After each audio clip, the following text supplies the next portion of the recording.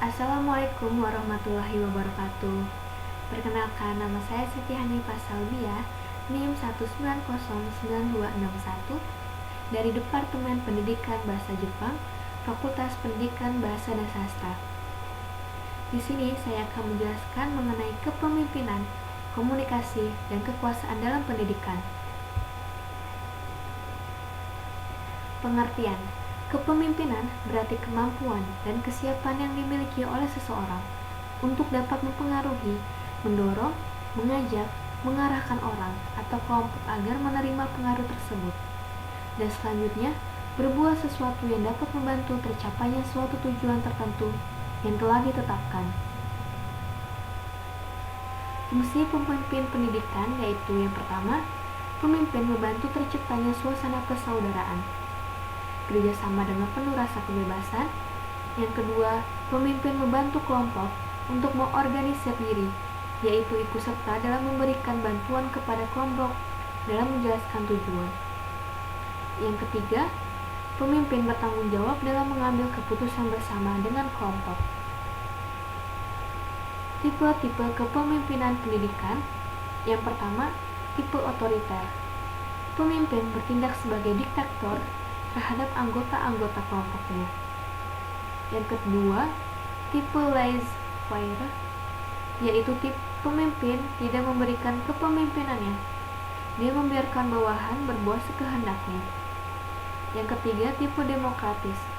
Pemimpin selalu berusaha menstimulasi anggota-anggotanya agar bekerja secara produktif untuk mencapai tujuan bersama. Ia selalu berpangkal pada kepentingan dan kebutuhan kelompoknya. Yang keempat, tipe pseudo-demokratis. Pemimpin yang ketika mempunyai ide, ia akan mendiskusikan dengan bawahannya. Tetapi situasinya diatur sehingga bawahannya didesak agar menerima ide atau pikiran tersebut. Syarat-syarat pemimpin pendidikan, yaitu rendah hati dan sederhana, bersifat suka menolong, sabar dan memiliki kestabilan emosi, percaya kepada diri sendiri, jujur, adil dan dapat dipercaya, dan keahlian dan jabatan. Keterampilan yang harus dimiliki pemimpin, yaitu yang pertama, keterampilan dalam memimpin. Pemimpin harus menguasai cara-cara kepemimpinan, memiliki keterampilan memimpin supaya dapat bertindak sebagai seseorang pemimpin yang baik, seperti menyusun rencana bersama, mengajak anggota berpartisipasi, dan memberikan bantuan ke anggota kelompok. Yang kedua, keterampilan dalam hubungan insani. Yang menjadi inti dalam hubungan ini adalah baik itu hubungan fungsional atau hubungan personal, tetap saling menghargai. Bawahan menghargai atasan, sebaliknya atasan pun menghargai bawahan. Yang ketiga, keterampilan dalam proses kelompok. Bagaimana meningkatkan partisipasi anggota-anggota kelompok setinggi-tingginya, sehingga potensi yang dimiliki para anggota kelompok itu dapat diefektifkan secara maksimal. Yang keempat, keterampilan dalam administrasi personil. Administrasi personil mencakup segala usaha untuk menggunakan keahlian dan kesanggupan yang dimiliki oleh petugas-petugas secara efektif dan efisien. Yang kelima, keterampilan dalam menilai. Penilaian atau evaluasi ialah suatu usaha untuk mengetahui sampai mana suatu kegiatan sudah dapat dilaksanakan atau sampai di mana suatu tujuan sudah dicapai. Pendekatan teori munculnya pemimpin.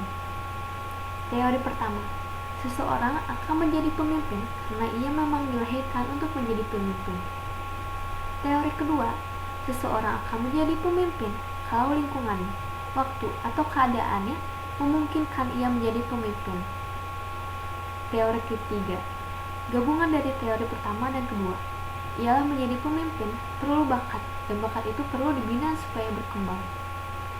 Teori keempat, setiap orang bisa menjadi pemimpin, tetapi dalam situasi tertentu saja. Pendekatan dalam mempelajari kepemimpinan pendidikan. Kaz mengemukakan 3 keterampilan atau skills yang harus dikuasai oleh seseorang pemimpin, yaitu human relation skill, kemampuan berhubungan dengan bawahan; technical skill, kemampuan menerapkan ilmu ke dalam pelaksanaan operasional; conceptual skill, kemampuan dalam melihat sesuatu secara keseluruhan yang kemudian dapat merumuskannya, seperti mengambil keputusan. 1. Pendekatan sifat, traits approach. Pendekatan sifat didasari asumsi bahwa kondisi fisik dan karakteristik pribadi adalah penting bagi kesuksesan pemimpin. Yang kedua, pendekatan keperilakuan, behavioral approach. A. Studi kepemimpinan Ohio State University oleh Hemphill dan Cons yang diteruskan oleh Halpin dan Wiener. Initiation, Structure, and Consideration. Maksudnya, cara pemimpin mendekatkan hubungan dengan bawahan dalam usaha menetapkan pola organisasi dan perilaku yang berhubungan dengan persahabatan, saling mempercayai, saling menghargai, dan lain-lain. B. Teori kepemimpinan Managerial Grid. Teori oleh Robert K. Black dan Jane S. diungkapkan 5 gaya kepemimpinan, yaitu yang pertama, disebut improvised, yaitu pemimpin menggunakan usaha yang paling sedikit untuk menyelesaikan tugas tertentu, dan hal ini dianggap cukup untuk mempertahankan organisasi. Yang kedua disebut country club, yaitu kepemimpinan yang didasarkan kepada hubungan informal antara individu, keramah-tamahan, dan kegembiraan. Yang ketiga disebut tim, yang berarti keberhasilan suatu organisasi tergantung kepada hasil kerja sejumlah individu yang penuh pengabdian. Yang keempat disebut task, artinya pemimpin memandang efisiensi kerja sebagai faktor utama untuk keberhasilan organisasi. Dan yang kelima disebut middle road, artinya tengah-tengah. Yang menjadi tekanan pada gaya ini ialah pada keseimbangan yang optimal antara tugas dan hubungan manusiawi. C. Model Getzel dan Guba. Mereka mengemukakan 2 kategori perilaku. Pertama, perilaku kepemimpinan yang bergaya normatif dengan dimensi nomotetis. Yang kedua, perilaku kepemimpinan bergaya personal yang disebut dimensi ideografis.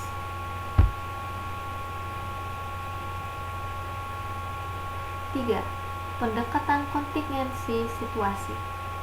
A. Model kepemimpinan kontingensi oleh Fred F. Fendler, bahwa keberhasilan seseorang pemimpin tidak hanya ditentukan oleh suatu gaya kepemimpinan yang diterapkan. Seorang pemimpin akan cenderung berhasil apabila menerapkan gaya kepemimpinan yang berlainan untuk menghadapi suatu situasi yang berbeda. B. Model kepemimpinan 3 dimensi oleh William G. Reading.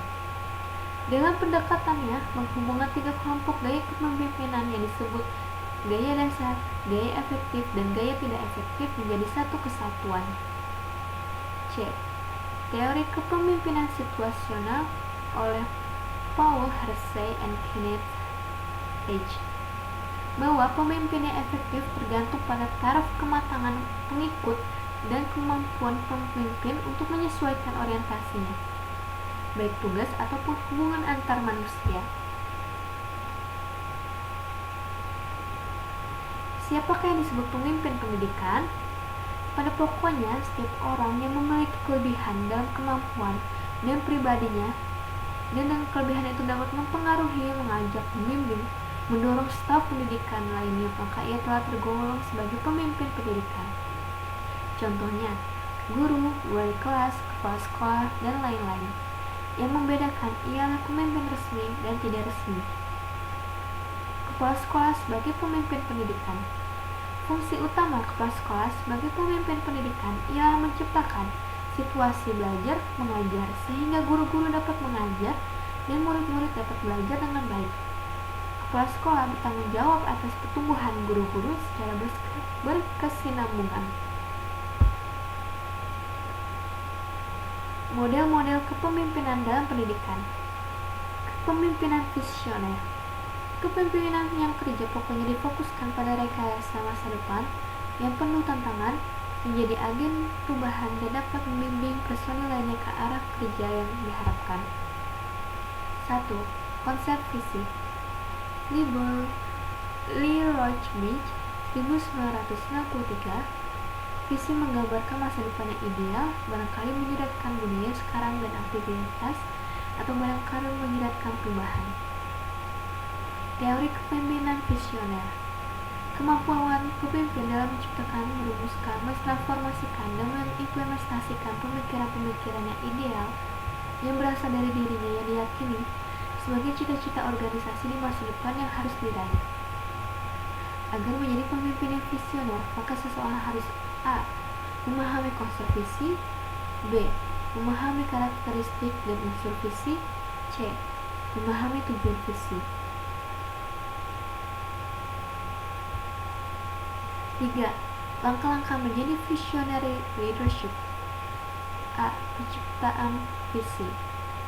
Visi tercipta dari hasil kreativitas pikir pemimpin sebagai refleksi profesionalisme dan pengalaman pribadi atau sebagai hasil elaborasi pemikiran mendalam dengan pengikut personil lain berupa ide-ide ideal tentang cita-cita organisasi di masa depan yang ingin diwujudkan bersama.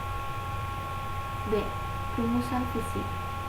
Kepemimpinan visioner dalam tugas perumusan visi adalah kesadaran akan pentingnya visi dirumuskan dalam statement yang jelas agar menjadi komitmen semua personil dalam mewujudkan, sehingga pemimpin berupaya mengelaborasi informasi, cita-cita, keinginan pribadi dipadukan dengan cita-cita gagasan personil lain dalam forum komunikatif yang intensif.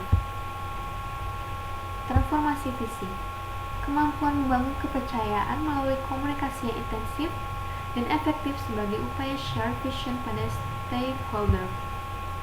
Implementasi visi merupakan kemampuan pemimpin dalam menjabarkan dan menerjemahkan visi ke dalam tindakan.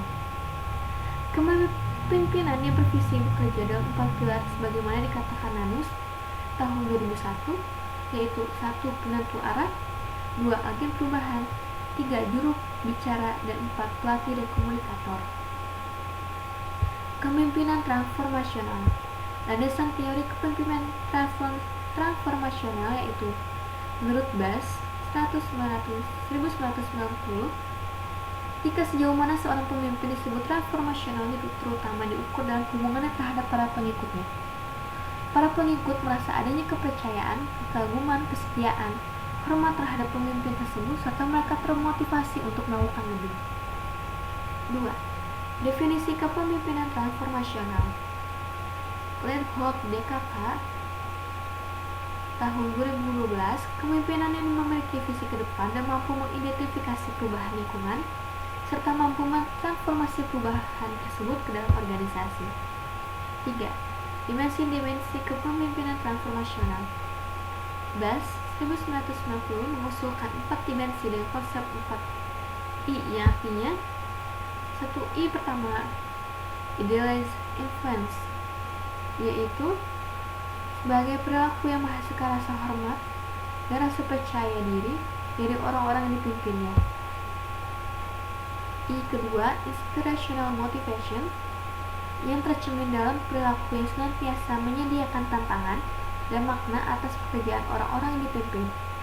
Termasuk di dalamnya adalah perilaku yang mampu mengartikulasikan ekspektasi yang jelas dan perilaku yang mampu mendemonstrasikan komitmen terhadap sasaran organisasi. I ketiga, intellectual stimulation, pemimpin yang mendemonstrasikan tipe kepemimpinan senantiasa menggali ide-ide baru dan solusi yang kreatif dari orang-orang yang dipimpinnya. I keempat, individualist consideration, yang merefleksikan oleh pemimpinnya selalu mendengarkan dengan penuh perhatian dan memberikan perhatian khusus kepada kebutuhan prestasi dan kebutuhan dari orang-orang yang dipimpinnya. 4. 4. Perbandingan kepemimpinan transformasional, dan transaksional. Goldman et al.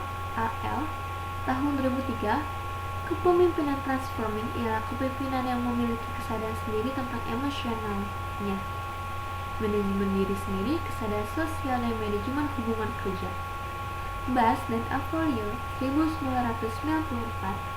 Seorang pemimpin transformasional selalu muncul dalam situasi krisis, masa perubahan dan selalu berkembang, sementara pemimpin transaksional bekerja lebih cenderung menyukai kondisi status quo. 5. Implementasi kepemimpinan transformasional dalam pendidikan.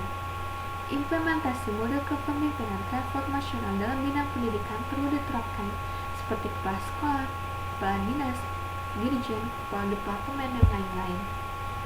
Yang keenam, kritisi model kepemimpinan transformasional.